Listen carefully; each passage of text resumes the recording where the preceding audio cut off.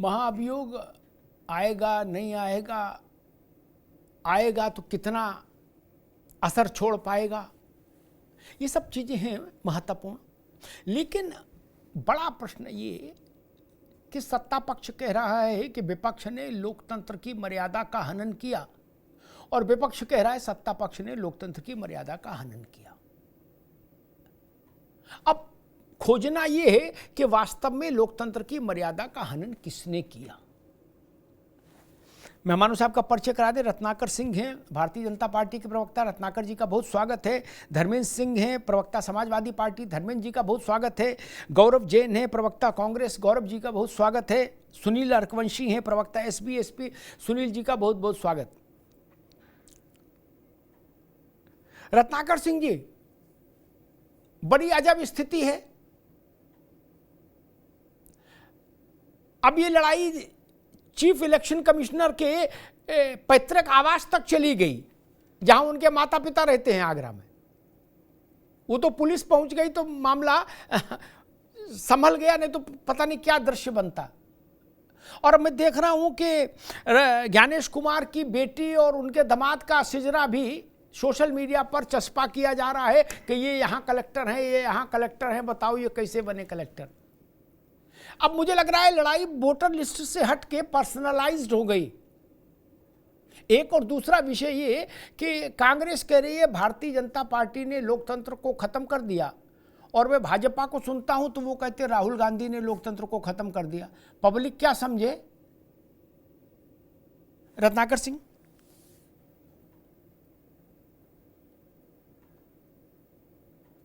Unmute कर लो भैया। जी, आवाज आ रही है मेरी? जी जी जी जी अमिताभ जी, देखिए ये कांग्रेस पार्टी का इतिहास रहा है। जब जब ये मुद्दा विहीन हो जाते हैं, जब जब ये मुद्दों से भटक जाते हैं, तो ये व्यक्तिगत आरोप लगाना शुरू कर। चुनाव में जब इनके पास मुद्दा नहीं था, तब प्रधानमंत्री नरेंद्र मोदी जी के ऊपर कितना व्यक्तिगत आक्षेप लगाने का काम इन्होंने किया।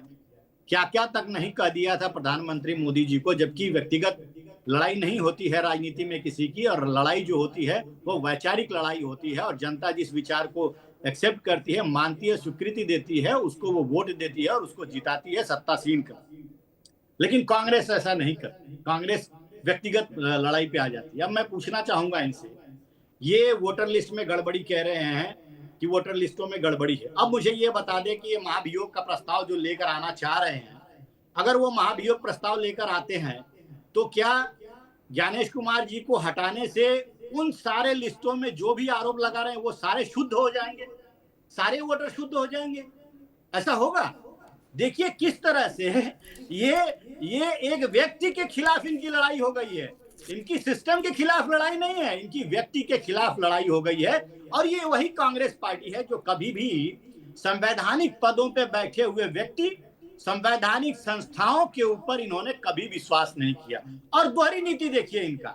आपको याद होगा अमिताभ जी, कुछ दिन पहले जब उपराष्ट्रपति, पूर्व उपराष्ट्रपति जगदीप धनखड़ जी के ऊपर जब इन्होंने महाभियोग प्रस्ताव लेकर आए थे, तो उस समय उनके व्यवहार की वजह से बोल रहे थे कि हमको सदन में बोलने नहीं देते, हमको समय नहीं दिया जाता है, तो हम महाभियोग प्रस्ताव लाएंगे। लेकिन जब भी वह जगदीप धनखड़ जी जब भी वो इस्तीफा दे देते हैं, उसके बाद उनके सम्मान में यही कांग्रेस पार्टी डिनर पार्टी का, रात्रि भोज का आयोजन करती है। तो भाई आप महाभियोग प्रस्ताव ला रहे थे तब सही थे, या डिनर पार्टी देकर सम्मानित कर रहे थे तब सही थे? जरा कांग्रेस पार्टी ये बता देगी। और ये संवैधानिक संस्थाओं पे कभी भी इनका विश्वास नहीं रहा है। ठीक। इन्होंने मैं बता दूं, इन्होंने 2018 में भी सुप्रीम कोर्ट के मुख्य न्यायाधीश दीपक मिश्रा थे, उनके खिलाफ भी महाभियोग लाया था। उपराष्ट्रपति को 71 सांसदों का लिखित हस्ताक्षर करके दिया जाता, और उसमें आपको जानकर आश्चर्य होगा कि उसमें 7 ऐसे सांसदों का हस्ताक्षर दे दिया गया था जिसमें वो रिटायर्ड हो गए थे। तो ऐसी कांग्रेस पार्टी है, इनको पता नहीं है, आए बाएं साएं करना रहता है।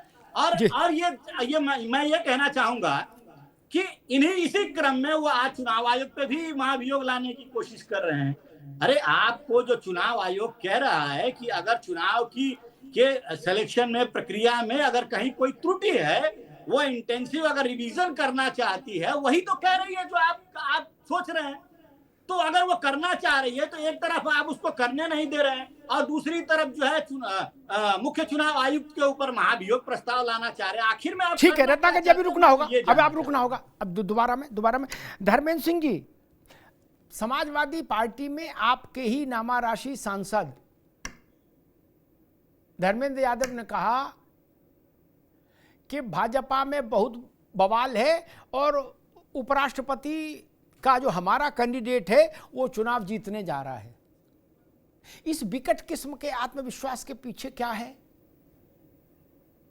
क्योंकि इतना विकट आत्मविश्वास है कि किसी को मतलब समझ नहीं आ रहा, डाइजेस्ट नहीं हो रहा।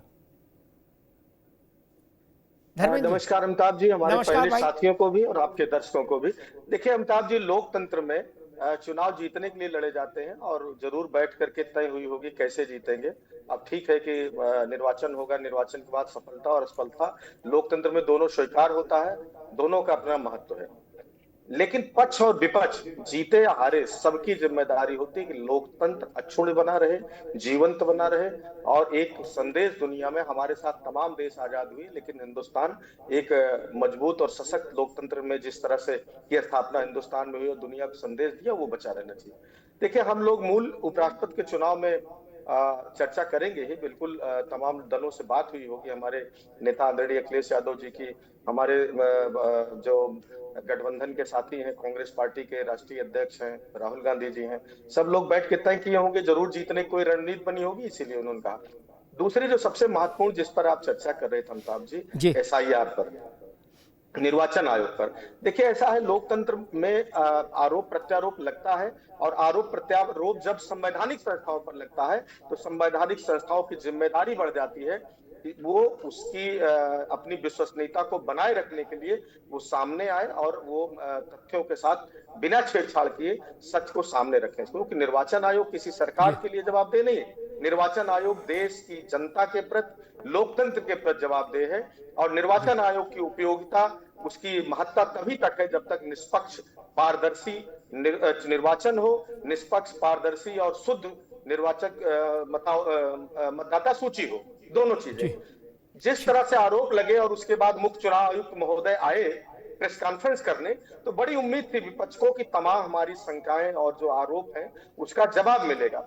लेकिन बड़ा ही निराशाजनक रहा कि निर्वाचन आयोग के जो संवैधानिक पद पर बैठे हुए मुख्य चुनाव आयुक्त आए और एक राजनीतिक दल के संबित पात्रा बन के प्रवक्ता की तरह बोलने लगे और तमाम राजनीतिक दलों को धमकाने लगे। निर्वाचन आयोग का क्या काम है? निर्वाचन आयोग अपने यहाँ रजिस्टर किए हुए राजनीतिक दलों के लिए सबके प्रति बराबर जवाबदेह है। ठीक है सत्ता में रहेगा, जी धर्मेंद्र जी, ठीक बात है देश की जनता जी, बिल्कुल बिल्कुल दूसरी बिल्कुल एक महत्वपूर्ण बात, हमारे नेता ने एक सवाल किसी पत्रकार साथी ने स्पेसिफिक रूप से कहा कि आदरणीय अखिलेश यादव जी ने या समाजवादी पार्टी ने उत्तर प्रदेश में तमाम विद एफिडेविट शिकायतें की थी और उसका आपने संज्ञान नहीं किया। उन्होंने सिरे से नकार दिया और हमने उसके आप लोगों के सामने भी बार बार उसके सबूत दिए। और मैं आपको मैं किसी एक विधानसभा का रैंडमली उठा करके आपको एक सूची पढ़ देना चाहता हूं। हमारे पास बड़ी लंबी सूची है। अभी सूची नहीं धर्मेंद्र भाई, अभी सूची नहीं, दोबारा में आएंगे तब सूची ना, अभी सूची नहीं, अभी सूची नहीं, दोबारा में जब अवसर मिले तब सूची पढ़िए। अभी बाकी लोगों को भी बहस में शामिल करना। एक बात मेरी समझ में नहीं आई, बड़ी अव्वल तो ये भाषा ठीक नहीं कि अफसर आएंगे अफसर जाएंगे। भारत के मुख्य चुनाव आयुक्त या भारत के चुनाव आयुक्त SDM और तहसीलदार नहीं है। ये कौन सी भाषा होती है? अफसर आएंगे अफसर जाएंगे। अरे रुको भाई, रुको रुको रुको, ना बीच में नहीं, बीच में तो बोल ही नहीं सकते ना। आपका अवसर आए तो बोलिएगा मित्र, जिम्मेदारी के लिए ना। अभी रुकना होगा धर्मेंद्र, अभी रुकना ही होगा। एक तो ये भाषा, दूसरी बात बड़ा आया कि जी धमकी दी जा रही है, चुनाव आयोग तो धमकी दे रहे हैं। एक बड़े नेता को मैं सार्वजनिक मंच से सुन रहा हूं, माइक के साथ, ये नहीं कि बिना माइक के, माइक के साथ कह रहे हैं सार्वजनिक मंच पर कि तीनों चुनाव आयुक्त तो सुन ले कान खोलकर, हमारी सरकार आएगी तो तीनों को सजा मिलेगी। ये प्रेमालाप है, ये प्रेमालाप है, ये धमकी है, ये इजहार मोहब्बत है। ये धमकी है, ये तो सवाल उठेगा ना। इससे और ज्यादा और मुझे नहीं लगता और क्या क्या बात कही जा सकती है भाई। फिर तो गोली बंदूक बचती। जब कही दिया कि तीनों कान खोल के सुन ले, हम आएंगे तो बचोगे नहीं, ये तो फिल्मी डायलॉग जैसा हो गया। एक रंजन गोगोई जब राज्यसभा में गए थे तो कुछ आक्षेप आए थे कि रंजन गोगोई को राज्यसभा क्यों भेज दिया, सुप्रीम कोर्ट के चीफ जस्टिस थे, उन्हीं समय में अयोध्या का फैसला आया था। अब एक भारत के एक ऐसे ही पूर्व न्यायाधीश को विपक्षी शिविर ने उपराष्ट्रपति पद के लिए मैदान में उतारा है। वो तो एक सदस्य बने थे, ये तो सभापति बनेंगे राज्यसभा के अगर चुने गए तो। वो जज जाए राज्यसभा तो पाप, दूसरा जज राज्यसभा में सभापति बने तो पुण्य। नपना बराबर रहना चाहिए, तराजू बराबर रहना चाहिए, तब वहां बात बनती है। गौरव जैन जी के पास। गौरव भाई, मेरा प्रश्न इतना सा है कि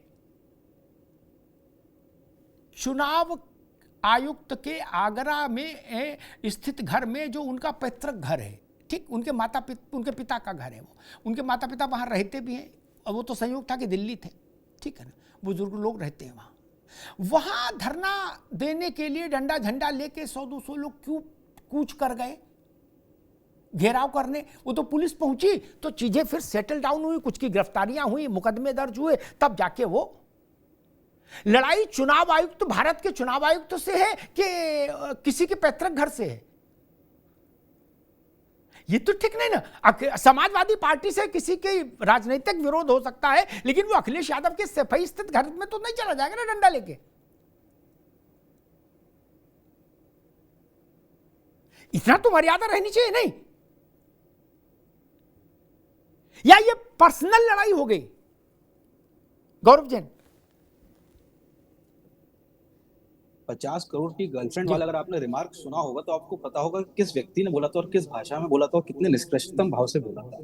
तो लड़ाई पर्सनल नहीं होनी चाहिए, उस व्यक्ति की भी हम कड़ी निंदा करते हैं। और ये जो चीज हुई, ये हमें बीजेपी के कार्यकर्ताओं से भी पूछना चाहिए, जिन्होंने 3-4 महीने पहले अरविंद केजरीवाल जी के पैतृक घर के बाहर और घर के बाहर उन्होंने प्रोटेस्ट करा था कि लड़ाई को पर्सनल क्यों बनाते हैं।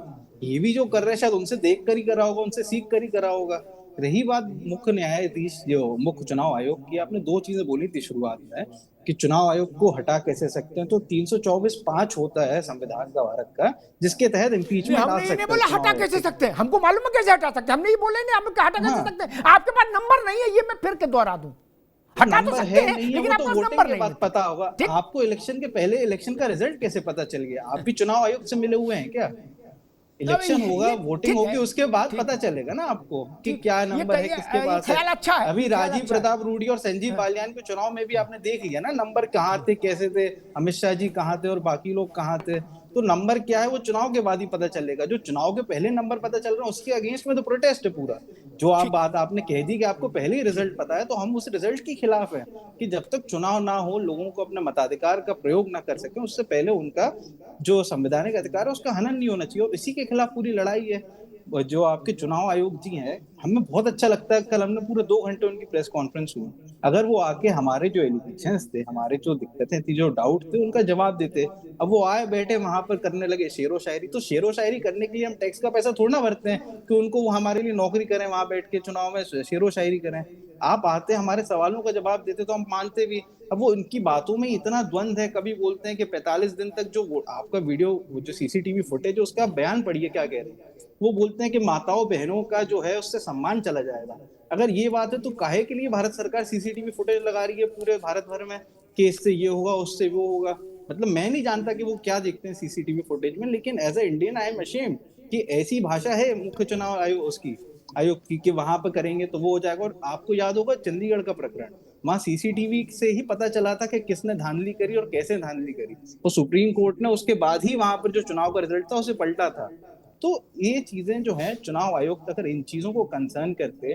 तो दूसरी बात एक चीज और बताएं कि जो डेटा विपक्षी पार्टियों ने दिया है वो चुनाव आयोग की वेबसाइट से ही निकाल के दिया है, पूरी आपको सारी चीजें निकाल के दी थी कि यहाँ से डेटा सोर्स करा, ये करा, वो करा। उसके बाद आपने देखा कि ये डेटा निकल रहा है तो आपने उस डेटा को रीडेबल फॉर्मेट में से हटा के स्कैन फॉर्मेट में क्यों डाल दिया? इसका जवाब भी तो चुनाव आयोग देना पड़ेगा ना। अगर दाल में कुछ काला नहीं है तो क्यों आप ढक के रखे हुए हैं? उसको सबके सामने लाइए। हम तो यही चाहते हैं कि जो हमारे एलिगेशन है उसको वो जवाब मिले। जी ठीक बात है।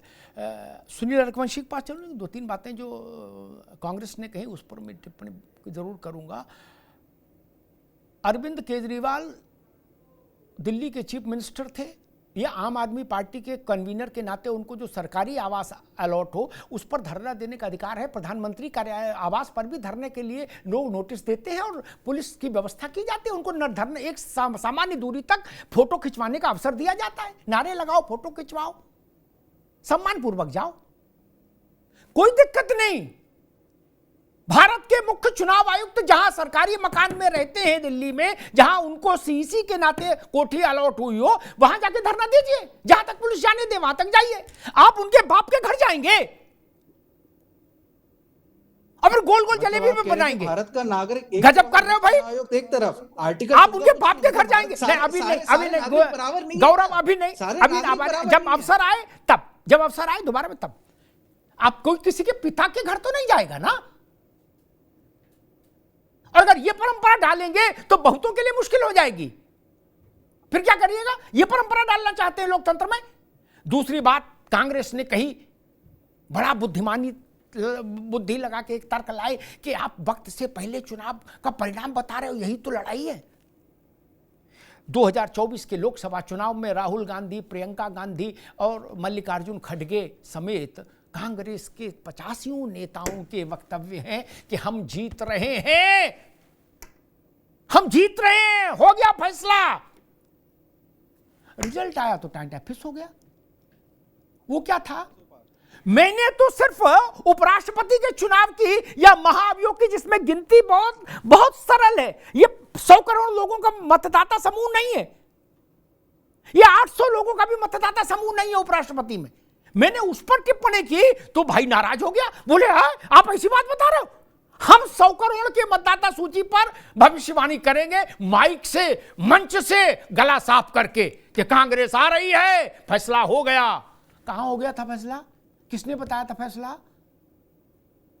गजब बात करते हो यार, कुछ तो हिसाब किताब रखो भाई मेरे। 800 सांसदों का तो हिसाब किताब बिल्कुल सीधा है, कौन किस पार्टी में है, लेकिन 100 करोड़ लोगों को तो सिजरा कोई नहीं जान सकता। राहुल गांधी का वक्तव्य मुझे याद है, लोकसभा के दौरान एक जगह कह रहे थे मोदी हवा में उड़ गए, फिनिश, खत्म हो गई भाजपा। अच्छा, आप कैसे जान गए खत्म हो गई? नहीं हुई अलग बात है, लेकिन आप भी अगर हो भी जाती तो आप वक्त चुनाव के रिजल्ट से पहले कैसे जान गए कि खत्म हो गई? बोले ना, खत्म, फिनिश, टाटा, बाय बाय, ये शब्द थे राहुल जी के।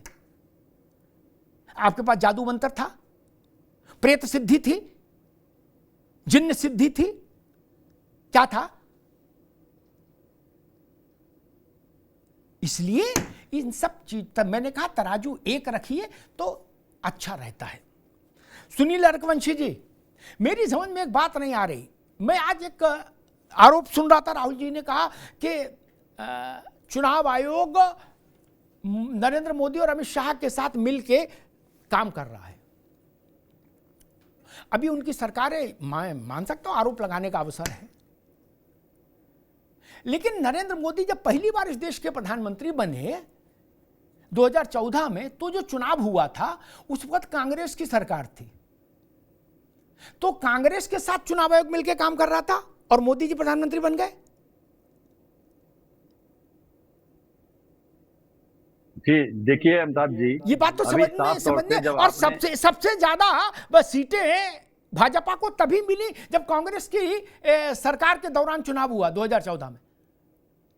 बिल्कुल सुनील रघुवंशी, देखिए अभी जब आपने कांग्रेस और जो है विपक्षी दल को बताने का काम किया, और राज्यसभा और लोकसभा का जो अंदर का आंकड़ा है वो बिल्कुल साफ है। जिसकी जिसकी सरकार है, वो जिसके पास आंकड़ा राज्यसभा, ज्यादा है, लोकसभा, उसका विधानसभा, प्रधानमंत्री बना विधान हुआ है। परिषद, इनके आंकड़े बहुत भ्रमित करने आंकड़े वाले नहीं हैं, होते ना, इनमें कोई बिल्कुल रॉकेट भ्रमित साइंस करने होती वाले है, आंकड़े नहीं है, कोई मगर रॉकेट साइंस भी उसमें नहीं होती आपने है। नंबर हाँ, के हिसाब से जब आपने उनको बताने का काम किया कि उपराष्ट्रपति विपक्ष का जीतने वाला नहीं है, और बिल्कुल सत्य ये बात है, विपक्ष को भी मालूम है कि हम अपना उपराष्ट्रपति नहीं बना पाएंगे, मगर उसके बावजूद भी आपको भी कटघरे में शामिल कर दिया कि आप भारतीय जनता पार्टी के साथ मिलकर काम कर रहे हैं। ये विपक्ष का आरोप जिस पर लगाना चाहे उस पर लगा सकते हैं, नंबर एक बात। अब ये बता देना कि क्या उस समय कांग्रेस की पार्टी जब सरकार में थी और भारतीय जनता पार्टी उस समय चुनाव लड़ रही थी, तब तो भारतीय जनता पार्टी का चुनाव आयोग नहीं था, तब तो चुनाव आयोग ने भारतीय जनता पार्टी को जिताने का काम नहीं किया। अब उस समय आपने मिलकर क्यों नहीं चुनाव अपने आप को जीतने का काम किया? एक बात, आज जिस तरीके से आप वोट चोरी की बात कर रहे हैं कि उत्तर प्रदेश में, बिहार में या देश में जहां जहां आप वोट चोरी की बात कर रहे हैं, तो क्या किसी भी एक व्यक्ति का जो वोट चोरी हुआ है उसने एफआईआर कराने का काम किया, या कहीं एफिडेविट देने का बात किया कि हमारा ये वोट चोरी हुआ है, हमारा वोट हट गया है और हमारा वोट कहां चला गया, मैं इसके खिलाफ एफआईआर कराता हूं चुनाव को? एक भी एक दिखा दे तो मैं मान लूंगा कि वोट चोरी हुई। आपने बिहार में जो एक मिंता देवी के नाम से, जिनकी बाई मिस्टेक में जो है उनकी उम्र गलत छप गई उसमें उनके आईडी कार्ड पर, तो आपने उनकी फोटो लगाकर और बगैर उनकी परमिशन से, तो आप ये चुनाव आयोग के ऊपर आरोप लगाने का काम करेंगे। और जब जहां जिनकी इनकी सरकार होती है, जीत जाते हैं, वहां पर कोई भी सारी संस्थाएं अच्छी तरीके से काम करती हैं। सदन चल रहा है, आज तक ना तो सपा के सांसदों ने और ना ही कांग्रेस के सांसदों ने रोहिणी आयोग के बारे में बात नहीं करी कि रोहिणी आयोग देश में लागू होना चाहिए ताकि पिछड़े लोगों को हिस्सेदारी, एक बार नहीं करेंगे। आज सिर्फ भ्रमित करने का काम करते हैं, आज संविधान खतरे को लेकर बात करते हैं, आज संविधान की डायरी दिखाने का काम कर रहे हैं कि ये संविधान बदल देने का काम करेंगे। आप चुनाव आयोग को नहीं मानेंगे, आप जो है अदालतों को नहीं मानेंगे, आप किसी भी तरीके से, और उसी अदालत ने जिसको आप मानते हैं कि जो है कि ये गलत काम कर रहे हैं, कहीं जज के ऊपर आरोप लगाने का काम करते हैं। अब बताइए, जब आपकी लोकसभा की सत्ता गई थी तो आपको किसने न्याय दिलाने का काम किया था? अदालत ने दिलाने का काम किया था। तो आपको भरोसा करना पड़ेगा। आप बिल्कुल, चुनाव आयोग को समय देता है कि भाई अगर कहीं पर किसी का वोट किसी भी तरीके से गलत कट गया है या कहीं पर कोई मिस्टेक हुई है, तो आपके पास समय है, आप उस समय में आप अपनी फॉर्म भरने का काम करिए, आपका वोट सही करने का काम किया जाएगा। ये पूरी तरीके से चुनाव आयोग के ऊपर दबाव बनाने का काम कर रहे हैं कि चुनाव आयोग के ऊपर इस तरीके से दबाव बनाए, और चुनाव आयोग, जब आपकी सरकार थी तब तो आप चुनाव आयोग के ऊपर दबाव नहीं बना पाए, तो आप बेवजह आरोप ना लगाएं। पूरी तरीके से सारे आरोप ये सत्ता में आने के लिए लगा रहे हैं कि सत्ता में किस तरीके से हम लोग आने का काम करें, मगर जनता सब कुछ जान चुकी है। जनता ठीक है। मैं धर्मेंद्र जी के पास आऊं, उससे पहले एक बात कहूंगा, न सत्ता में कोई दबाव बना के आ सकता है माई का लाल, न सत्ता से किसी को हटा सकता है कोई। जनता ही लाएगी, जनता ही हटाएगी, ये जान बिल्कुल। जनता किसी के हटाए हट नहीं रहा, किसी के लाए आ नहीं रहा। धर्मेंद्र बाबू, मेरा एक प्रश्न है, अभी कांग्रेस ने भी उस पर काफी उत्साह दिखाया। अगर भारत के मुख्य निर्वाचन आयुक्तों को संसद के रास्ते से हटाने का सामर्थ्य है, ध्यान से सुनिएगा मेरा प्रश्न, और उपराष्ट्रपति के लिए अपने उम्मीदवार को जिताने की सामर्थ्य है, अगर ये दोनों सामर्थ्य हैं, और इसमें भी विशेष रूप से महाअभियोग जैसी जो प्रक्रिया है सीईसी को हटाने के लिए, अगर उसकी सामर्थ्य, उसमें 2/3 आपको चाहिए दोनों हाउसेस मिला के, तो अगर इतनी सामर्थ्य है तो पहले आपको शपथ लेनी चाहिए राष्ट्रपति के यहाँ जाके, प्रधानमंत्री की नहीं, चिट्ठी दीजिए, मेजॉरिटी दिखाइए और प्रधानमंत्री बनिए डायरेक्ट। कहां छोटे मोटे खेल में उलझ रहे हो? नहीं, अगर इतने लोग आपके साथ हैं पार्लियामेंट में कि आप महाभियोग क्लियर करा लेंगे और आप वाइस प्रेसिडेंट जितवा लेंगे, तो शपथ क्यों नहीं ले रहे? का चुप साध रहा बलवाना, किस बात की देरी? धर्मेंद्र जी देखिए अमिताभ जी, महाभियोग लाना या सरकार के खिलाफ अविश्वास प्रस्ताव लाना लोकतंत्र में हमारा संवैधानिक लोकतांत्रिक अधिकार है। हम उसका प्रयोग करते हैं। उपराष्ट्रपति चुनाव कह रहे संख्या डेमोक्रेसी में कभी, चूंकि अगर ऐसा है कि जिसके पास बहुमत है उसी का जीतेगा, तो वोट कराने का नाटक ही नहीं करना चाहिए। तब तो संविधान में जो व्यवस्था दी गई है कि कैंडिडेट कोई भी लड़ सकता है, इतने लोगों का प्रस्ताव, कितने लोगों को समर्थक चाहिए और कैंडिडेट हो सकता है, लड़ सकता है। तो ऐसी जरूरत ही नहीं, तो भीड़ तंत्र में जिसके पास संख्या ज्यादा हाथ उठा के तय कर ले ले। अरे भाई, इसके पहले भारतीय जनता पार्टी नीलम संजीवा रेड्डी जनसंघ के जमाने से लेकर के एक लंबी फेहरिस्त कहिए पढ़ के मैं सुना दूंगा। रामजस मल्होत्रा से लेकर जॉर्ज फर्नांडिस साहब को कई लोग लड़ाया और हारे हैं, भारतीय जनता पार्टी के लोग भी, लेकिन लड़ाना बंद नहीं किए। जब वो दो लोग थे उस समय भी लड़ाए हैं। धर्मेंद्र सिंह, मैंने सवाल ही नहीं पूछा कि लड़ाना बंद करें, लड़ाना शुरू। मैंने सिर्फ पूछा, आप और कांग्रेस दोनों ये दावा कर रहे हो कि हमारे पास बहुमत है, हम उपराष्ट्रपति जिताएंगे, आपके नेता कह रहे, तो जब नंबर है तभी ना जिताओगे कि लाठी जिताओगे यार? तो अगर नंबर है तो इतने में तो शपथ ले लो प्रधानमंत्री की। मैं ये निवेदन कर रहा हूं, प्रधानमंत्री की शपथ क्यों नहीं ले रहे? नहीं अमिताभ जी, अभी चुनाव उपराष्ट्रपति जी का है। उपराष्ट्रपति के पद पर कौन बैठेगा इसका चुनाव होना है, और उपराष्ट्रपति के चुनाव हमने कैंडिडेट दिया और इसी विश्वास साथ दिया है कि हमको सांसदों का समर्थन प्राप्त होगा और हमारा कैंडिडेट जीतेगा। ठीक है धर्मेंद्र जी, जरूरी लोगों से बातचीत हो जी। मैं दो चीजें हमको 30 सेकंड देकर हमारी बात ले। जी बिल्कुल। सुनील अकबंसी जी कह रहे थे एक आदमी की शिकायत नहीं हुई। मैंने बड़ी लंबी लिस्ट आपको दिखाई आपके चैनल पर कि हमने बाकायदा, ऐसे नहीं जो निर्वाचन आयोग का प्रेस्क्राइब फॉर्मेट है उस पे जो है ये पर विधानसभा का नाम रायबरेली का उदाहरण दे रहा हूं। इसमें कितने लोग गलत काटे गए? 50।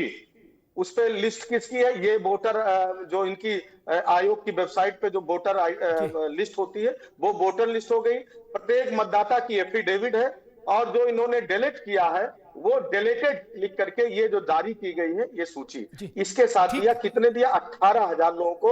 और एवरेज एक बूथ पर जो दिखाया है 20 से लेकर 50 लोगों के नाम काटे गए। और अगर निर्वाचन आयोग ये कहता है कि हमको एक को मिला ही नहीं है, उसकी सारे सबूत हमारे पास है, ऑफिशियल इलेक्ट्रॉनिक एविडेंस, तो झूठ बोलेंगे नहीं, ये ईमेल वगैरह है, उन्होंने रिप्लाई नहीं दिया। तो इससे ज्यादा भ्रष्टाचार, इससे ज्यादा जो संवेदनहीनता है निर्वाचन आयोग को और किस चीज के सबूत की जरूरत है? नंबर 1 देखिए, एसआईआर पे विवाद क्या? अब एसआईआर हो गया, अब एसआईआर से गाड़ी आगे निकल आई है, अब एसआईआर पीछे स्टेशन छूट गया, बहुत आगे चली गई, वहां न पलटो ना। एसआईआर हो गया, बहुत पीछे चली गई गाड़ी, अब लड़ाई आगे आ गई। अब जब आप ज्ञानेश कुमार के पिताजी का मकान ढूंढ लिए तब अब एसआईआर में कहां अटके हो यार? नहीं, एक चीज हमको बताइए, अगर आपके अंदर जरा भी नैतिकता है, तो आप ये बताइए, ज्ञानेश कुमार क्या उनकी तनख्वाह भारतीय जनता पार्टी कार्यालय से जाती है क्या?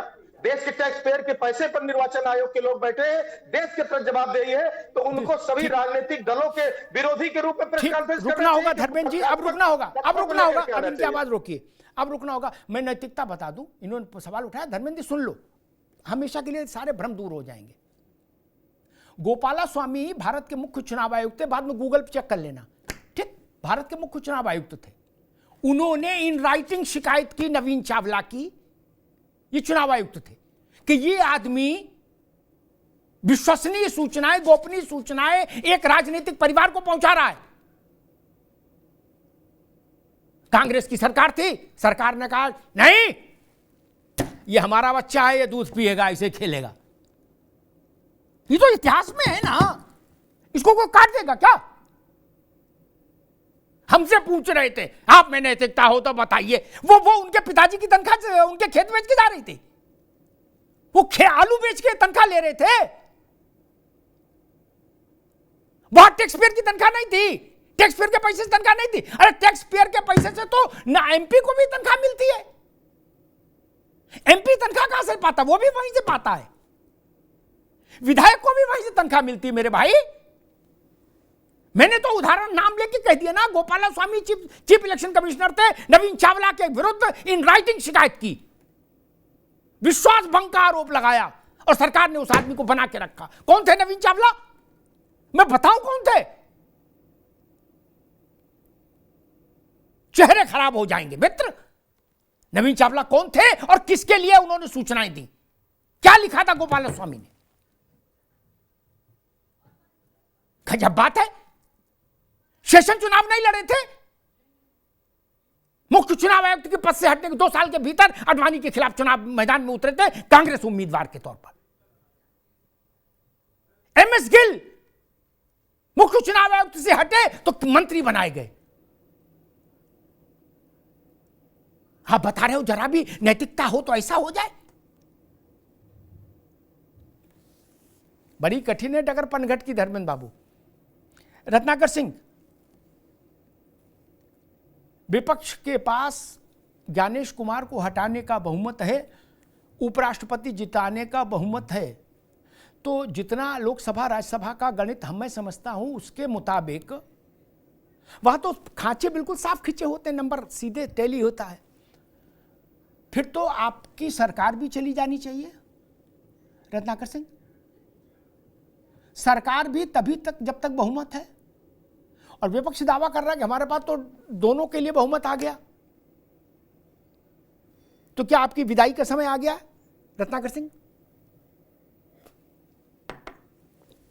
देखिए अमिताभ जी, विपक्ष जो है वो दावे करता है, और दावा जो है वो किस तरह से परिणाम जब आते हैं तो उसके दावे जो है टाटा फिश हो जाते हैं। वो आपने देखा है, बहुत सारे चुनाव के परिणाम भी आपने देखा है। उसी तरह ये मुंगेरी लाल के हसीन सपने की तरह ये दावे भी करते हैं और उसी तरह सपने भी देखते हैं। और देखिए, ये कह रहे थे, संख्या बल पे बात कर रहे थे, मैं आपको बता दूं अमिताभ जी कि भारत के लोग बहुत समझदार हैं और संख्या बल उन्हीं को देते हैं जो देश के विकास के लिए काम करता है, जो देश के हित में काम करता है।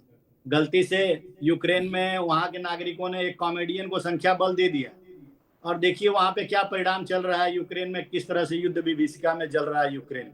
तो भारत की जनता बहुत समझदार है और वो जानती है किसको जो है उसने संख्या बल दिया है और कौन नेता है और कितना हित करेगा उसका, वो ये बहुत समझदार है। देखिए, आज सबसे बड़ी विडंबना ये है अमिताभ जी की, आज चोर लोग ही मचा रहे हैं शोर, चोर मचाए शोर। आज ये SIR में गड़बड़ी, वोट चोरी के लिए बिहार में जाकर रैलियां कर रहे हैं, किसके साथ कर रहे हैं? SIR छूट गया, SIR तो बच्चा हो गया, अब डकैती की बात आ गई। SIR में क्या उलझ रहे हो?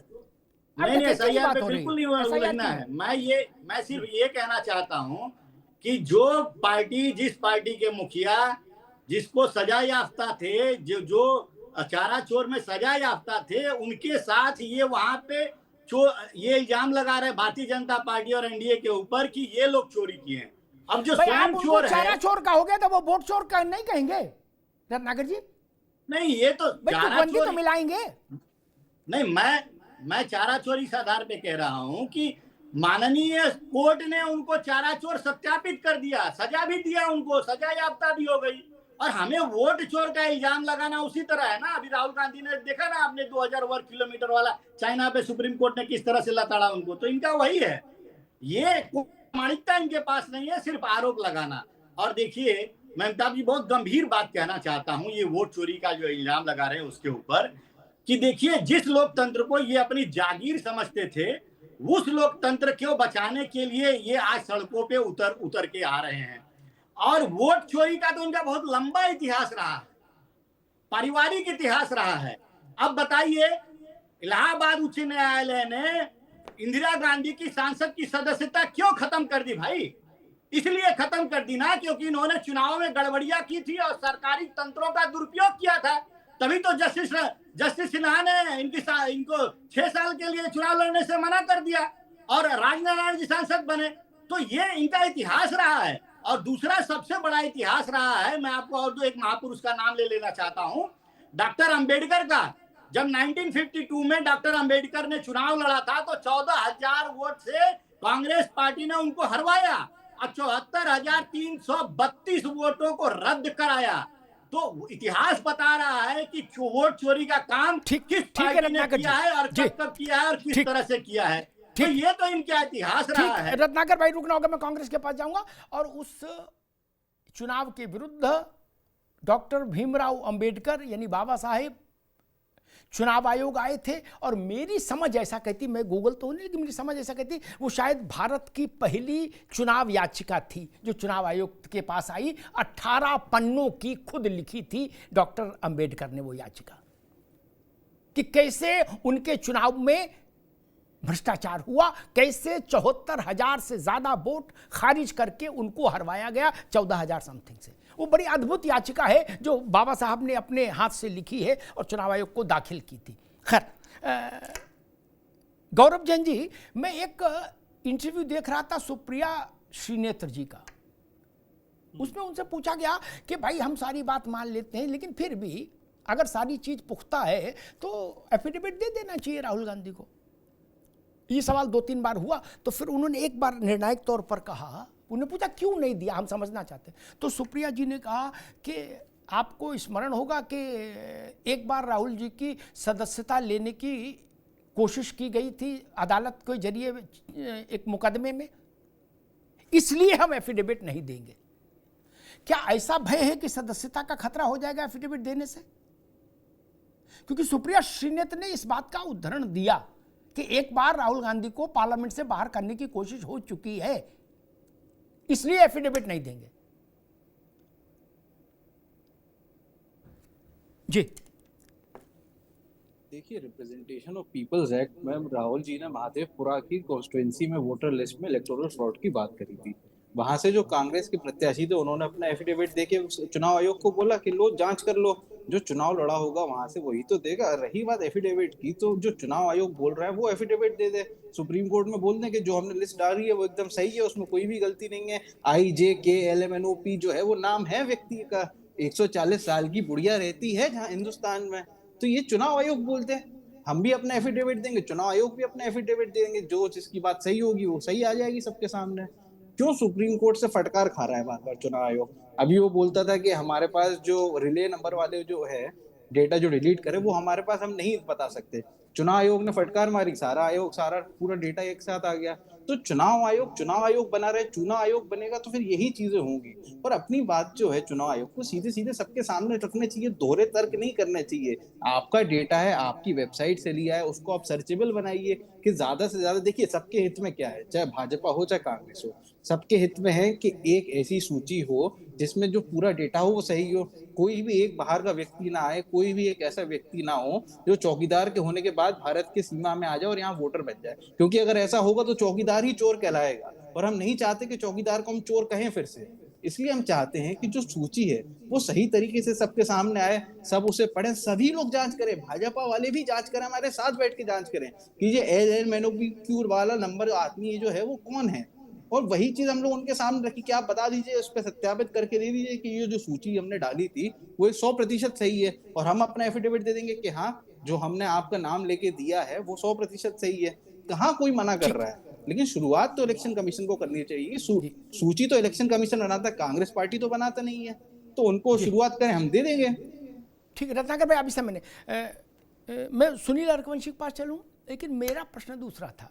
जो कांग्रेस की ये सब सोशल मीडिया का कामकाज देखने वाली सुप्रिया जी ने जो बात कही, वो बात दूसरी भावभूमि पर ले जा खड़ा करती है कांग्रेस को, कि हमको डर ये है कि एफिडेविट देने के बाद सदस्यता चली जाएगी। ये मैसेज उससे डिकोड हो रहा है, क्योंकि दस्तखत के बाद उसका एक प्रावधान है। जिस क्षण आपने दस्तखत किए तो उसका एक प्रावधान है, उसके उस क्रोनोलॉजी में आपको जाना ही पड़ेगा, फिर बाहर नहीं आ सकते। मुझे लग रहा शायद सुप्रिया श्रीनेत उसी की ओर इशारा कर रही है, इसीलिए कांग्रेस पार्टी ने शायद सोचा हो, जैसा वो कहना चाह रही हैं कि भाई एक बार मसला फंस चुका है, अब दोबारा ना करो, मौखिक कहो जो कुछ कहना है। खैर सुनील अर्कवंशी, प्रश्न वही 100 करोड़ का मतदाता समूह था लोकसभा के चुनाव में भारत का 24 के। मैं नहीं जानता दुनिया में कोई भी तकनीक ऐसी होगी जो 100 करोड़ लोग, और जिसमें भी भारत जैसी विविधता वाले समाज हों, जहां शिक्षा का, बाकी स्थितियों का, सब जैसी परिस्थितियां हैं लोगों में, आज भी आदिवासी हैं, गिरिवासी हैं, वनवासी हैं, बहुत सारी परिस्थितियां। कोई बाई का लाल देवदूत भी उतर आए जो कहे कि 100 करोड़ में 100 करोड़ है। कहीं पुरुष का स्त्री नहीं है, कहीं स्त्री का पुरुष नहीं है, कहीं आयु में 1 जीरो ज्यादा नहीं लगा, कहीं 1 जीरो कम नहीं लगा। ऐसा कोई दावा कर सकता है क्या? AI नहीं, AI के पिताजी भी आ जाए फिर भी, क्या ऐसा संभव है? देखिए नहीं एक मिनट, बिहार में 1 सितंबर को एक लिस्ट आएगी इसकी, ठीक है ना, वोटर लिस्ट की, और नवंबर में चुनाव होगा, कहीं जाके नवंबर दिसंबर में। ये जो 90 दिन के करीब बचेंगे, 80-90 दिन, इसमें लोग मरेंगे भी, इसमें लोग 18 साल के भी होंगे। जो 17 साल 11 महीने के होंगे वो 18 के हो जाएंगे, जो 17 साल 10 महीने के होंगे वो भी 18 के हो जाएंगे, और इसमें कुछ लोग बाहर भी जाएंगे, तो फिर वोटर लिस्ट फेक हो जाएगी चुनाव के दिन। बस यही तो बिल्कुल, यही तो फिर बाद में इस तरीके का आरोप लगाएंगे कि ये देखिए 18 साल वाले का वोट काट दिया गया, और जो नहीं भी होंगे वो भी। देखिए आप जो है पहले जो है चौकीदार चोर चिल्लाते चिल्लाते आपने जनता जनार्दन ने साफ कर दिया कि चोर कौन है, और फिर से माननीय प्रधानमंत्री जी को प्रधानमंत्री बनाने का काम किया। आज फिर आप कहीं चुनाव आयोग को चोर बताने का काम कर रहे हैं कि मोदी को हटाओ, ये चोर है, वोट चोर है। इस तरीके का आप नारा देते रहिए। इस तरीके के नारों से अब आपकी जो मानसिकता है, सत्ता कैसे आपको मिले, आप कहां से जोड़ तोड़ की राजनीति करने वाले हैं, ये भगवान जाने। मगर आपको सत्ता मिलने वाली नहीं है, क्योंकि सत्ता जनता जनार्दन जो जज है वो पहुंचाने का काम करती है। आप गिनती लगा रहे हैं कि हम राज्यसभा में जीतने का काम कर लेंगे, हम उपराष्ट्रपति जी को बनाने का काम कर लेंगे। वाकई में साफ तौर से आपने कहा कि आप जब आपके पास इतना ही नंबर है, आपकी साठगांठ इतनी अच्छी अंदर चल रही, जाके शपथ ग्रहण प्रधानमंत्री जी का ले लीजिए, राष्ट्रपति जी के पास सूची दीजिए जाके कि भाई हमारे पास ये सूची है और हमारा टेस्ट करा दीजिए और हम लोग प्रधानमंत्री की शपथ लेना चाहते हैं। तो आप सिर्फ गुमराह करने के लिए इस तरीके के बयानबाजी कर रहे हैं और कुछ भी नहीं। आप देखिए धीरे धीरे जो अभी चुनाव होने वाला है बिहार में चुनाव पूरी तरीके से हार रहे हैं। इनको पता है कि चुनाव हम नहीं जीतने वाले हैं, तो अभी तक ये ईवीएम पे सवाल उठाने का काम करते थे कि ईवीएम खराब है इसलिए हम चुनाव वहां हार गए, और जहां जीतते हैं वहां ईवीएम सही हो जाती। तो बिहार में ये क्या करेंगे कि वोट चोरी की गई थी इसलिए हम चुनाव वहां पर हार गए, वरना चुनाव हम वहां पर जीत रहे थे। तो ये पहले से इस तरीके का जो है प्रोपेगेंडा तैयार करके रख रहे हैं, भ्रमित करने का काम कर रहे हैं, और इनकी सरकार बिहार में भी बनने वाली नहीं है। आप चाहे समाजवादी पार्टी गठबंधन करे, चाहे कांग्रेस गठबंधन करे, और चाहे किस तरीके से अब देख लीजिए ना, अभी आपके जयंत चौधरी जी की पार्टी के तेजस्वी यादव जी किस तरीके से बयान देने का काम कर रहे हैं। तो आप पड़ेगा आपको इन मुद्दों पर ठीक है अर्कवंशी जी, मुद्दे क्या असली मुद्दों पर जाना पड़ेगा। सदन चला अपने के बारे में चर्चा करने का पिछड़े का हिस्सेदारी कैसे मिले नहीं करेंगे। तो आप जो है भ्रमित मत करिए, लोग आपको जवाब आपको आने वाले बिहार के चुनाव में भी दे देंगे और फिर उसके बाद लोकसभा में देने का काम करेंगे। अभी बात आई थी बहस के दौरान कि अभी चुनाव बिहार का है, उपराष्ट्रपति का है और महाभियोग का है, उसमें भी वोट होता है, प्रधानमंत्री का नहीं। प्रधानमंत्री का कोई चुनाव नहीं होता ऐसा। जब आपको ये भरोसा हो जाए कि मेरी जेब में बहुमत है, चिट्ठी लिखिए, कराइए, राष्ट्रपति के रुक जाइए, राष्ट्रपति के यहाँ परेड करा दीजिए, हाथ कंगन को आरसी क्या, पढ़े लिखे को फारसी क्या, शपथ लीजिए बढ़िया शेरवानी पहन के, कौन रोक रहा है? ये न नेपाल है, न श्रीलंका है, न बांग्लादेश है, न पाकिस्तान है। यहां तो सत्ता हस्तांतरण में कभी कोई संघर्ष हुआ ही नहीं, कभी नहीं हुआ। 77 के चुनाव में भी कोई संघर्ष नहीं हुआ सत्ता हस्तांतरण में। इंदिरा जी को जाना था तो चली गई,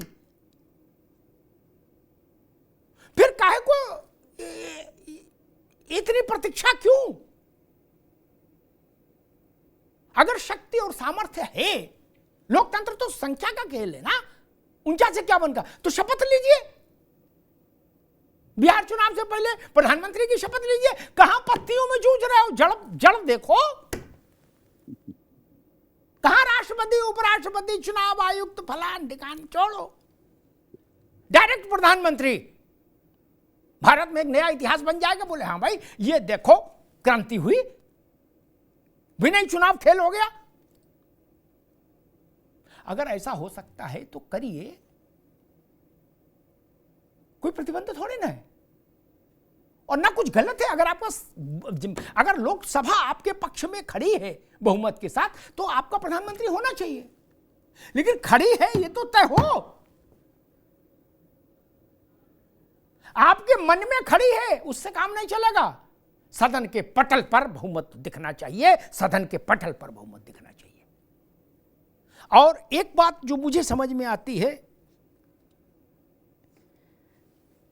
सुप्रीम कोर्ट में मामला है, 22 तारीख को हियरिंग है। जितनी शिकायतें कांग्रेस को, सपा को, बाकी दलों को है, विपक्षी दलों को, वो सब सुप्रीम कोर्ट में हैं। मेरे ख्याल से धर्मेंद्र सिंह की पार्टी को जो शिकायतें हैं वो भी सुप्रीम कोर्ट में होंगी, जैन साहब की पार्टी को जो शिकायतें हैं वो भी सुप्रीम कोर्ट में है, अंडर कंसिडरेशन। चुनाव आयोग के जो पक्ष हैं वो भी वहां हैं, वहां से निर्णय आ जाएगा। जो गलत होगा उसके कान खींच देगा सुप्रीम कोर्ट। इतनी बेचैनी बेकरारी क्यों? ईवीएम पे सुप्रीम कोर्ट ने निर्णय दिया ना, तमाम बेचैनी बेकरारियों के बाद फिर सुप्रीम कोर्ट का फाइनल वर्डिक्ट आया ना ईवीएम पर, और वो जो सुप्रीम कोर्ट का निर्णय आया ईवीएम पर, वो भारत के विपक्षी दलों के नैरेटिव को ध्वस्त करने वाला था। अब सुप्रीम कोर्ट को तो चुनाव नहीं लड़ना, और यह भी नहीं कह सकते आप कि सुप्रीम कोर्ट भी भाजपा से मिला हुआ है, यह आक्षेप भी नहीं लग सकता। यह आक्षेप लगाओगे तो महंगा पड़ेगा। वो कोर्ट है, उसकी अवमानना होगी तो समस्या पैदा होगी। ईवीएम पर निर्णय दिया था ना कोर्ट ने, 2 दिन रुक जाएं, 22 को हियरिंग है, आज 20 हो गई, 1-2 पेशी में बात खत्म हो जाएगी। सुप्रीम कोर्ट दूध का दूध पानी का पानी कर देगा। और अब तो वैसे भी उत्तेजना नहीं होनी चाहिए किसी के कंठ में। 65 लाख लोगों के नाम, पता, कारण सहित, सब फोटो सहित सब कंप्यूटर पर है धर्मेंद्र भाई। एक बार देखो, 2 बार देखो, बार बार देखो, दाएं से देखो, बाएं से देखो, जैसे चाहो वैसे देखो, कोई समस्या अब तो है नहीं। बिहार में लड़ाई का तो अब इशू खत्म हो जाना चाहिए था, वहां फिर क्यों लड़ाई चल रही है? अब तो सब आ गया ना, और कह दिया अपना अपना आधार लेके जाओ। 10 दिन बाद हम मिला लेंगे कि 65 लाख में कितने लोग वोटर वापस आ गए और कितने नहीं आए। अब तो ये नहीं कह सकते ना कि गलत हो रहा है। यही मांग थी कि पता ही नहीं किसका नाम काट दिया और क्यों काट दिया। यह भी पता लगा किसका काट दिया और क्यों काट दिया, यह उसमें उल्लिखित है नीचे। रामलाल का वोट कटा ये, और रामलाल का वोट क्यों कटा ये भी है उसमें। अब इससे अच्छी और की व्यवस्था क्या हो सकती है? मुझे नहीं लगता इससे आदर्श कोई व्यवस्था हो सकती है। सुप्रीम कोर्ट का आभार। फिर टकराव क्यों बिहार में? उन 65 लाख लोगों में जो पात्र छूट गए होंगे, जो पात्र होंगे और लिस्ट में नहीं नाम आया होगा, वो लिस्ट में जुड़ जाएंगे, लेकिन जो अपात्र होंगे वो फिर भी बाहर रहेंगे। हमको अच्छा लगे तो भी और बुरा लगे तो भी। और इस फटका फटकी की बहुत, गेहूं अनाज फटका जाता है, वो फटकन के बाद अगर मान लीजिए धर्मेंद्र भाई 40 लाख लोग फिर भी कैंसिल होते हैं उनके वोट, तो फिर आंदोलन करने के लिए भी जगह नहीं बचेगी, तर्क नहीं बचेगा। नहीं, तो अब तो खुलेआम हो रहा है सब कुछ, कंप्यूटर में सबके सामने है। मान लीजिए 65 में 10 लाख, 15 लाख, 20 लाख वापस आ गए आधार के चलते, 40 लाख नहीं आए, तब तो आंदोलन के लिए भी जगह नहीं मिलेगी, तर्क नहीं मिलेगा, क्योंकि अब तो खेल चौराहे पर है। पहले यही तो कहा जा रहा था कि गुपचुप हो रहा है ना, चौराहे पर हो रहा है, ब्लॉक लेवल तक लिस्ट सर्कुलेटेड है। खूब देखो, चश्मा लगा के देखो, चश्मा उतार के देखो, समस्या नहीं। और मैं सारे राजनीतिक दलों से कहूंगा, अपना बीपी मत बढ़ाइए। मसला देश की सबसे बड़ी अदालत के सामने है। 1 दिन, 2 दिन, 4 दिन, 10 दिन में फैसला आ ही जाएगा ना। कौन सी रेल छूटी जा रही है? उसका फैसला सिर झुका के सब मान लीजिएगा, फिर चुनाव की तैयारी करिए। इस लड़ाई से तो चुनाव की तैयारी अगर सोच रहा हूं कि इस लड़ाई से चुनाव की तैयारी हो जाए, तो मुझे लगता है कोई बहुत व्यवहारिक स्वरूप नहीं होगा लड़ाई। सुप्रीम कोर्ट का निर्णय आ जाने दीजिए। दोनों पक्ष तो नहीं जीतेंगे ना, एक को तो हारना पड़ेगा। मेरे ख्याल से इस बात से सब सहमत होंगे। ईवीएम पर एक पक्ष को हारना पड़ा था ना, वैसे ही इसमें भी किसी एक को तो हारना पड़ेगा। जो हारे वो देश से क्षमा मांग ले। धन्यवाद।